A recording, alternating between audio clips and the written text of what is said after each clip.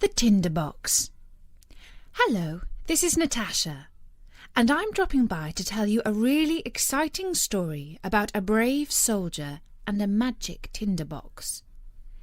Now, Bertie tells me that a tinderbox is a small metal box that contains a stone called a flint. It can make sparks, and in old times you might use it to light a fire. Nowadays, if you say that something is a real tinderbox, you might mean it could explode, or that something really dangerous might happen at any time. But this story is about a tinderbox that looked very ordinary on the outside, but was very extraordinary on the inside.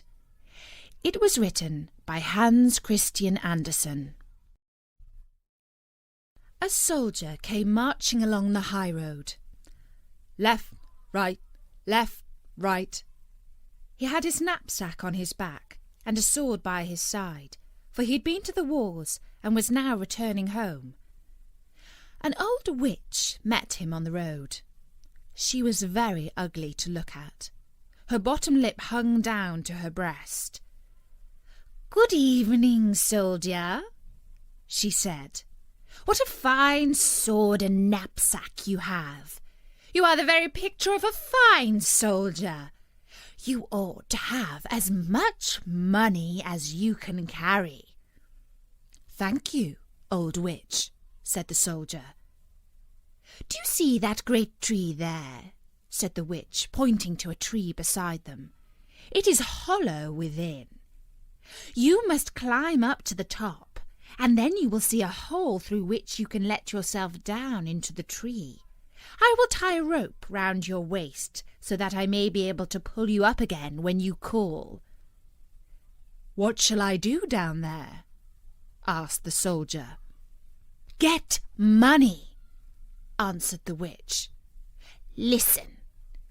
When you reach the bottom of the tree, you will find yourself in a large hall. It is light there, for there are more than 300 lamps burning. Then you will see 3 doors, which you can open. The keys are in the locks. If you go into the first room, you will see a great chest in the middle of the floor with a dog sitting upon it. He has eyes as large as saucers, but you needn't trouble him about it. I will give you my blue check apron, which you must spread out on the floor, and then go back quickly and fetch the dog and set him upon it. Open the chest and take as much money as you like. It is copper there. If you would rather have silver, you must go into the next room, where there is a dog with eyes as large as mill wheels. But don't take any notice of him. Just set him upon my apron and help yourself to the money. If you prefer gold, you can get that too, if you go into the third room, and as much as you can carry. But the dog that guards the chest there has eyes as large as the round tower at Copenhagen. He is a savage dog, I can tell you. But you needn't be afraid of him either. Only put him on my apron, and he won't touch you. And you can take out of the chest as much gold as you like." "Come, this is not bad," said the soldier. "But what am I to give you, old witch? For surely you are not going to do this for nothing." "Yes, I am," replied the witch. "Not a single farthing will I take. For me you shall bring nothing but an old tinderbox, which my grandmother forgot last time she was down there." "Well, tie the rope around my waist," said the soldier. "Here it is," said the witch, "and here is my blue check apron." Then the soldier climbed up the tree, let himself down through the hole, and found himself standing, as the witch had said, underground in the large hall where the 300 lamps were burning. Well, he opened the first door. Ugh! There sat the dog with eyes as big as saucers glaring at him. "You are a fine fellow," said the soldier, and put him on the witch's apron, took as much copper as his pockets could hold. Then he shut the chest, put the dog on it again, and went into the second room. Sure enough, there sat the dog with eyes as large as mill wheels.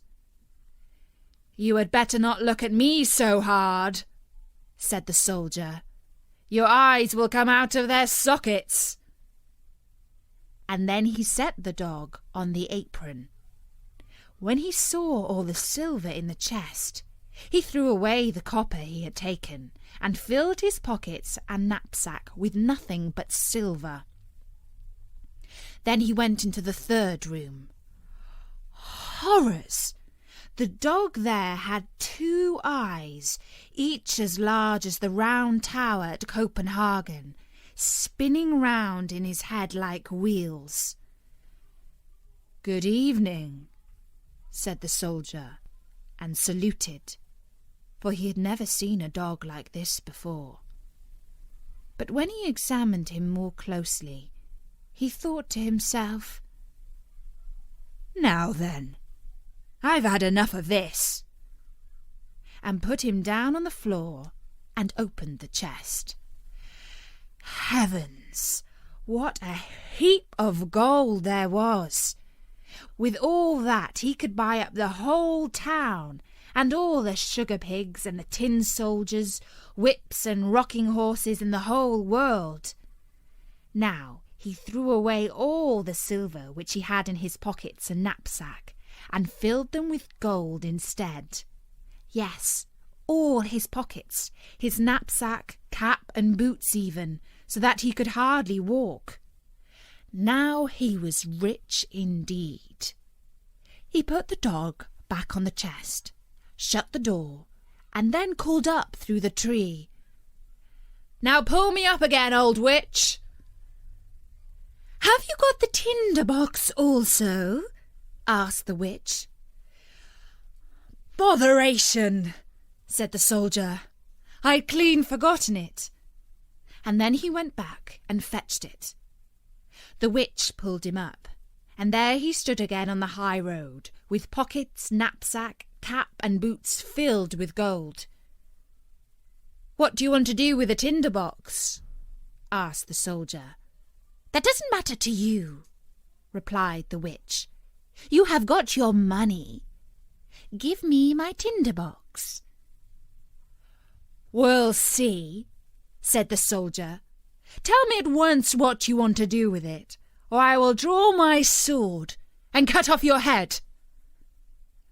"No!" screamed the witch.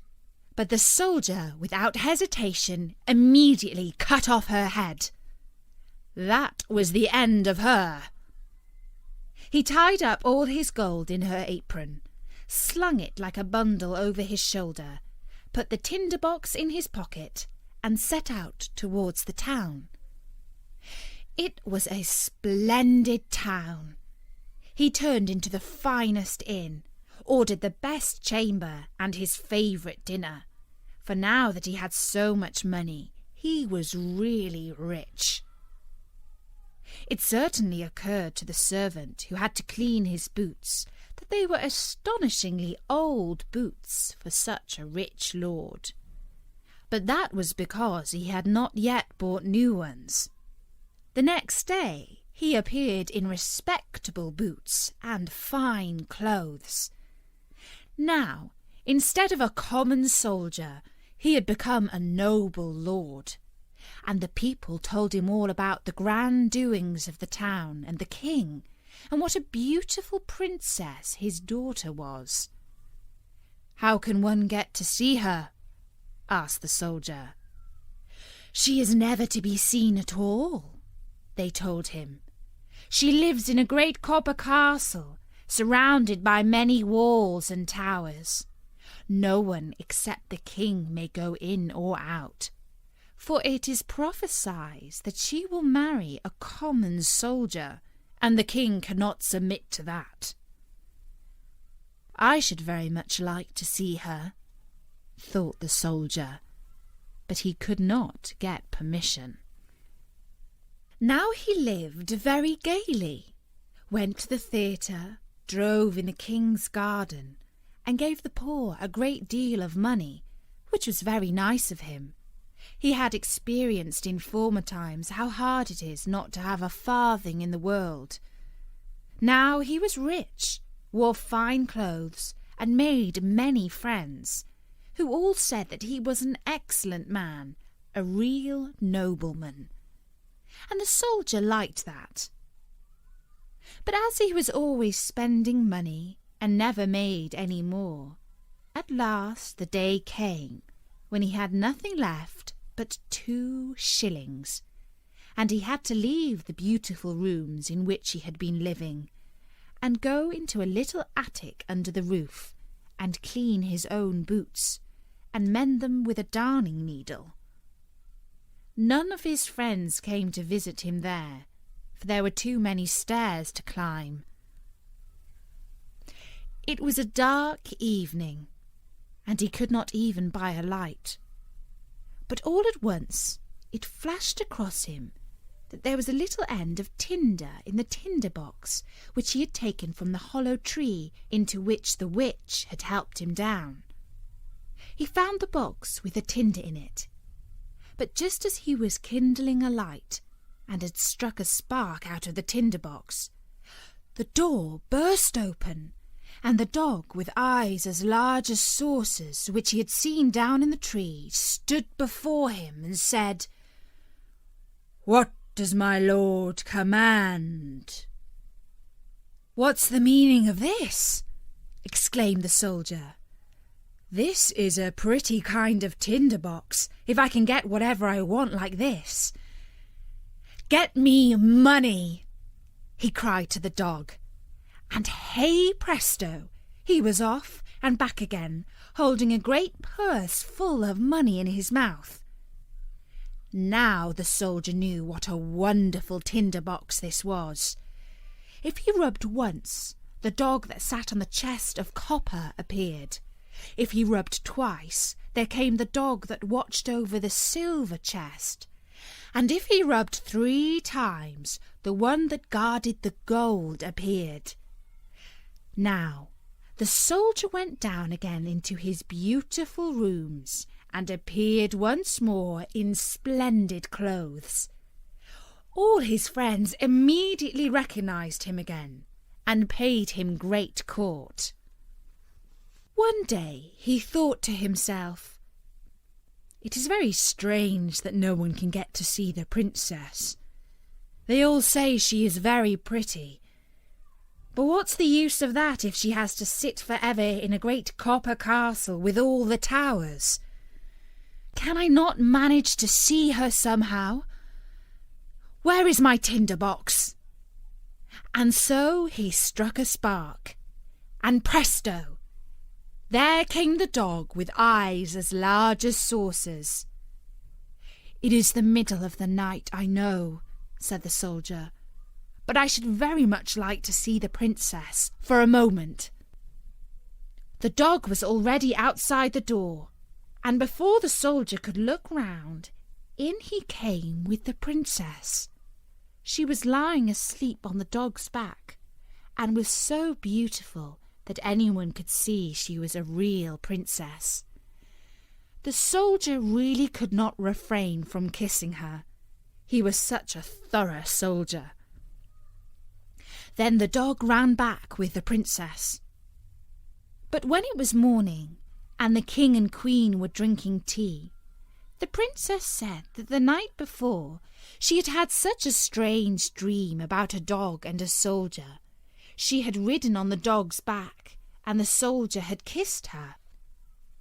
"That is certainly a fine story," said the queen.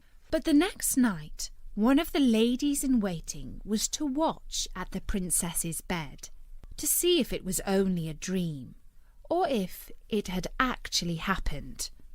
The soldier had an overpowering longing to see the princess again, and so the dog came in the middle of the night and fetched her, running as fast as he could. But the lady-in-waiting slipped on soft rubber shoes and followed them. When she saw them disappear into a large house, she thought to herself, "Now I know where it is," and made a great cross on the door with a piece of chalk. Then she went home and lay down, and the dog came back also with the princess. But when he saw that a cross had been made on the door of the house where the soldier lived, he took a piece of chalk also and made crosses on all the doors in the town, and that was very clever. For now the lady-in-waiting could not find the right house, as there were crosses on all the doors. Early next morning, the king, queen, ladies-in-waiting and officers came out to see where the princess had been. "There it is," said the king, when he saw the first door with a cross on it. "No, there it is, my dear," said the queen, when she likewise saw a door with a cross. "But here is one, and there is another," they all exclaimed. Wherever they looked, there was a cross on the door. Then they realized that the sign would not help them at all.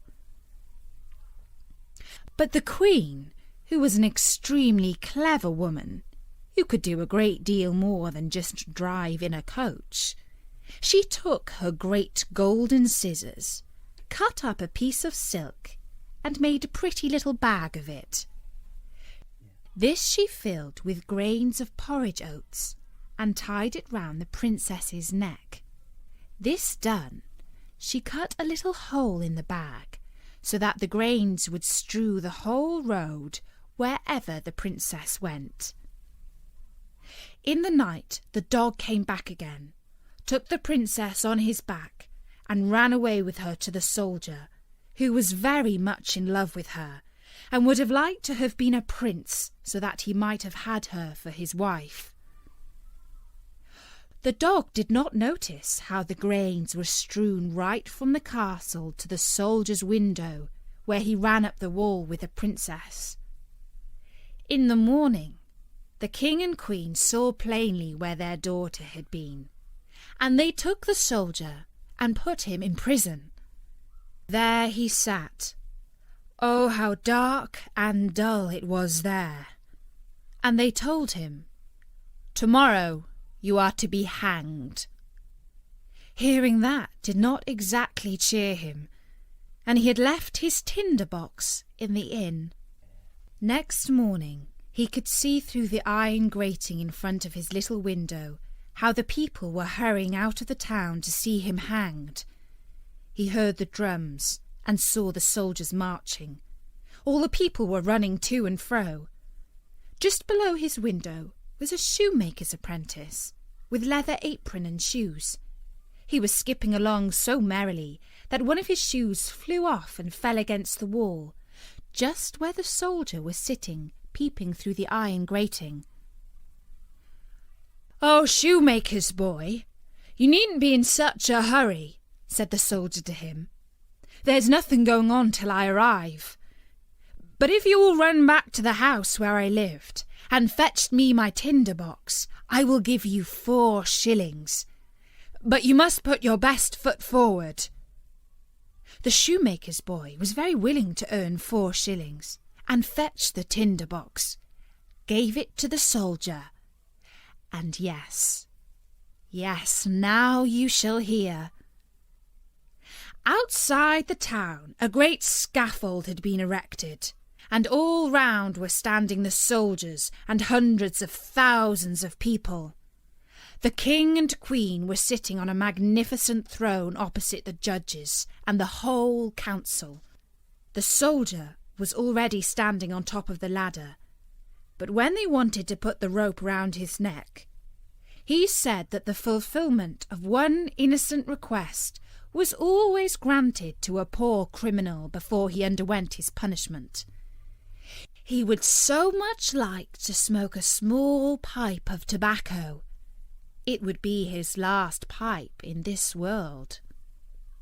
The king could not refuse him this, and so he took out his tinderbox and rubbed it once, twice, 3 times, and lo and behold, there stood all 3 dogs, the one with eyes as large as saucers, the second with eyes as large as mill wheels, and the third with eyes each as large as the round tower of Copenhagen.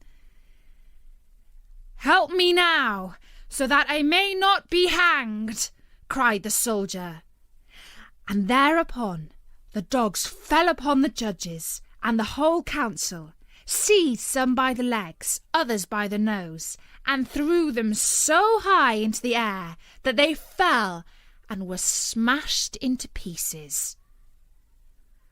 "I won't stand this," said the king, but the largest dog seized him too, and the queen as well, and threw them up after the others. This frightened the soldiers, and all the people cried, "Good soldier, you shall be our king, and marry the beautiful princess." Then they put the soldier into the king's coach, and the 3 dogs danced in front, crying, "Hurrah!" And the boys whistled, and the soldiers presented arms. The princess came out of the copper castle and became queen, and that pleased her very much. The wedding festivities lasted for 8 days, and the dogs sat at table and made eyes at everyone. And that was the story Nori of the Tinderbox by Hans Christian Andersen. I'm not entirely sure if the soldier in that story was good or bad. What do you think?